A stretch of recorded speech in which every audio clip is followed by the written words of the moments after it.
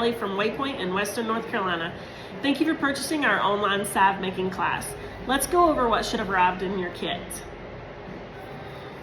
Each kit should come with a recipe card that is specific to the class that you ordered. For example, today we're doing the salve making class, so you should have a salve making recipe card. You should have a couple salve containers, some cheesecloth, an herb, beeswax, and an already infused oil. Now keep in mind, anytime we send an herb, it's going to come with an information sheet that tells you all about that herb, who should use it and who shouldn't use it, and what it's best used for. Let's go over what you're going to need from home. You're going to need a microwave safe bowl and a spatula.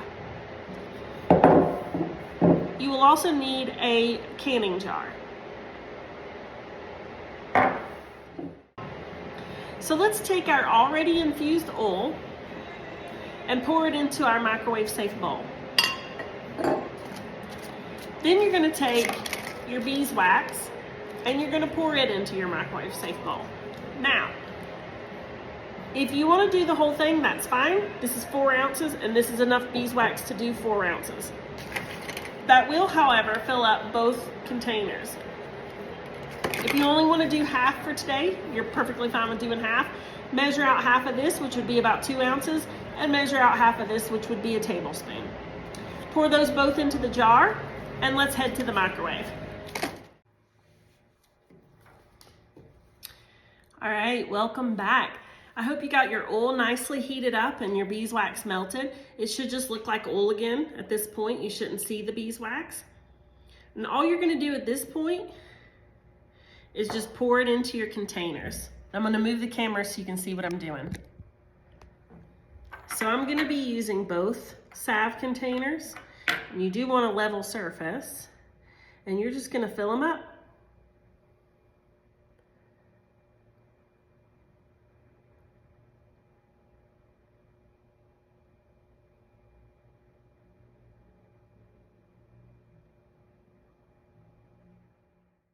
So we did have a little extra, so I just poured it into a jelly jar. You can purchase more salve containers on Amazon for future use. Just know that when you're taking 4 ounces of oil and you're adding a little bit of beeswax, you are gonna have a little bit more than 4 ounces. So these are 4 ounce or 2 ounce containers, so 2 plus 2 is 4. So we do have a little bit extra just due to the displacement of the beeswax. Now, all you're gonna do is let this sit for a while and harden up. Now, while those are hardening, we're gonna take our pint-sized jar. You can use any kind of container you want as long as it's like glass and it has a lid, because what we're gonna do is put our herb in this jar. Once our herb is in here, we're gonna fill it up with oil, extra virgin olive oil, grapeseed oil, any kind of oil at home that you choose to use. Some people use avocado, apricot, things like that. I only get fancy with the oils if it's possibly something that you're going to be putting on your face a lot. If it's just a salve for poison ivy, itch, bug bites, things like that, and it's just going on your body, I just use extra virgin olive oil. So at that point, you're going to put the herb in here and you're just going to fill it up to this very top rim with your oil. And then you're gonna put the lid back on.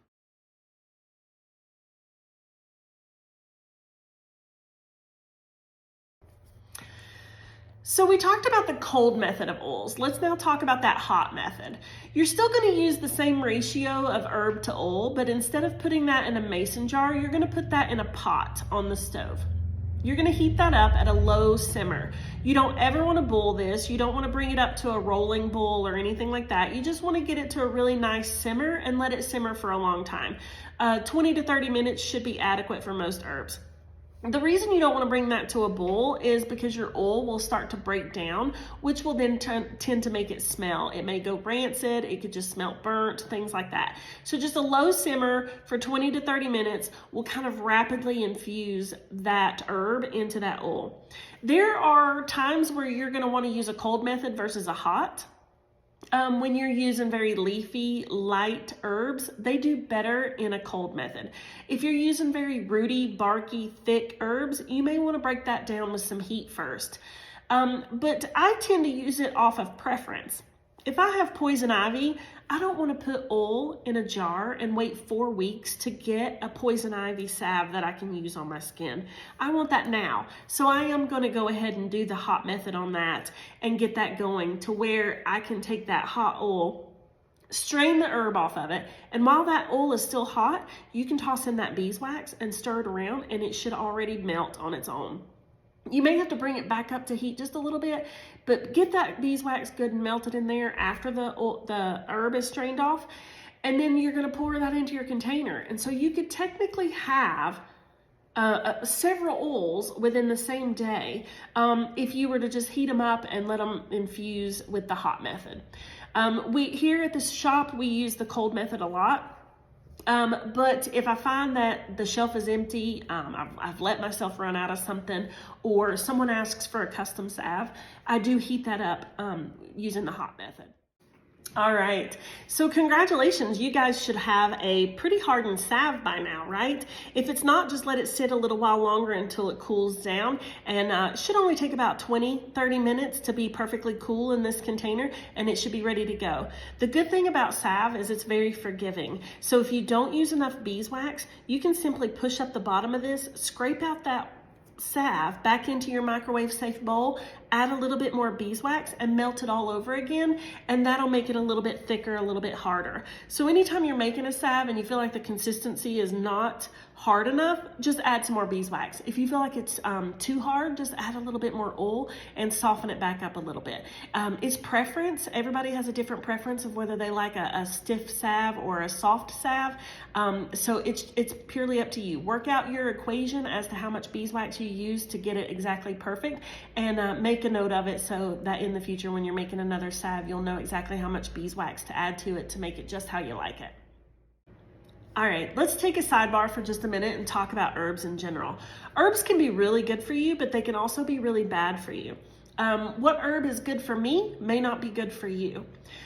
For example, comfrey. I found out the other day that we had a customer that was coming in that was drinking comfrey tea. Comfrey is not an herb that should be ingested orally in my book. It is purely a topical herb that you use in a salve per se. So comfrey can be really good used topically, not so much internally. But used topically, if overused, it can have some cardiac side effects. So you want to make sure that you're not giving a comfrey salve to someone that may already have some cardiac side effects. So make sure that when you're making salves, you do your due diligence and you go online and you look up your herb. With our herbs in the kit, we send you an information sheet for your very first herb, but you're not going to have that in the future. You're going to have to do that yourself and look those herbs up and find out the indications, the contraindications, and the uses of those. You will find scenarios where a certain herb is not good with a certain medication that someone takes. So it may be good for you, but it may not be good for your spouse. It may be good for your husband. It may not be good for your dad. So just make sure that you're doing your research online and you're not gifting something to someone that's going to harm them. So let's talk about where we can find some of the materials that we use today. I get beeswax in bulk off of Amazon. You can use other waxes like candelilla, soy wax, things like that are more vegan if you need that option. You can also find those on Amazon as well. As far as canning jars, I don't know where you live, but where I live, they're everywhere. You can get them in the grocery stores, you can get them in Walmart, you can even get them in the local Tractor Supply. You may even find some on Facebook Marketplace and buy them from somebody's grandma that's got a barn full of them. Anybody that cans has canning jars. If you cannot find some in a local store, depending on where you live, you may have to order some. But you don't have to use a canning jar per se. It just needs to be a jar that has a lid. We have jars that our herbs are in that have like a pop top. As long as it seals and you can shake it each day and put it back on the shelf without it leaking everywhere or getting a lot of air exposure, it should be fine to use. We like to use glass, of course. We like to stay away from the plastics, but it doesn't technically have to be a canning jar. They just are multi-purpose in our books, because if you have a canning jar, you can heat this thing up, you can put it in the microwave, you can leave it out on the shelf, you've got a lid for it, you can reuse the lid if you didn't can with it. So it's just a good multi-purpose jar, but you can use anything that you have handy at your home. As far as herbs, you can order herbs online. You can get some on Amazon as well from some companies like Frontier, Mountain Rose, things like that. We sell our herbs here as well. We have over 160. I don't know if you can see all of these things behind us. We have over 160 herbs here at our shop that we will weigh out and ship to you as well. You can order them on our website at waynesvilleshop.com, which is probably the same website where you ordered your salve kit. I just suggest that you order them from a reputable company, somebody that you know that you're getting a good herb from. Etsy is okay with a lot of things, but I try to stay away from Etsy as far as herbs because I don't know that person dried it properly, took care of it properly. Did they cultivate that from the side of the interstate? So there's just certain places that you shouldn't get herbs from. Obviously, the side of the road, there's so much road debris on those. You shouldn't get it from a farmer's land. Farmers sometimes spray pesticides. So just make sure that wherever you're getting your herb from is a really good, trusted source. All right, guys, you have now learned the process of infusing an oil and making a salve. I just want to thank you for purchasing this class from us. And if you have any questions whatsoever, just know that we have a chat button on our website and we'll be happy to help you with any questions that you have. Thank you, and I hope you enjoyed.